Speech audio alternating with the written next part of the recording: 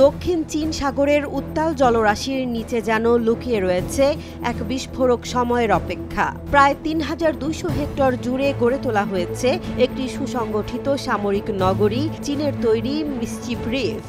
নতুন স্যাটেলাইট চিত্রে দেখা যাচ্ছে এমন এক সামরিক ঘাঁটি যা শুধু আধুনিক নয়, বরং যুদ্ধের জন্য সম্পূর্ণ প্রস্তুত।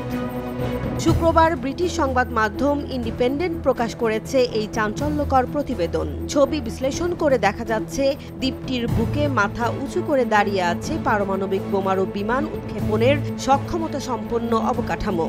পুরো দ্বীপ যেন এক ভ্রাম্যমাণ যুদ্ধজাহাজ। বিস্তৃত রানওয়ে, বিশাল হ্যাঙ্গার, ক্ষেপণাস্ত্র প্ল্যাটফর্ম, রাডার ও বিমান প্রতিরক্ষা, সবই যেন যুদ্ধ ঘণ্টার পূর্বাভাস।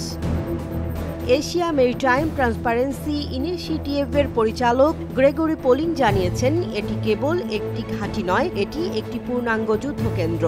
এখানে রয়েছে ৭২টির বেশি যুদ্ধবিমান হ্যাঙ্গার, সমুদ্র ও আকাশে হামলা চালানোর অত্যাধুনিক অস্ত্র এবং নির্বিচারে নজরদারির প্রযুক্তি।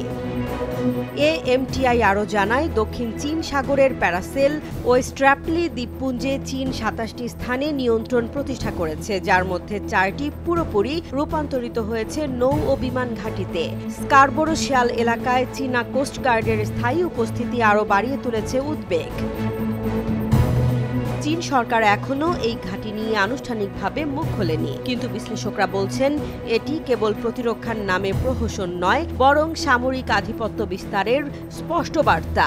বিশ্ব রাজনীতির উত্তাপ যখন বেড়েই চলেছে, তখন এই নতুন ঘাঁটি যেন বারুদের স্তূপে আগুনের আগাম স্ফুলিঙ্গ।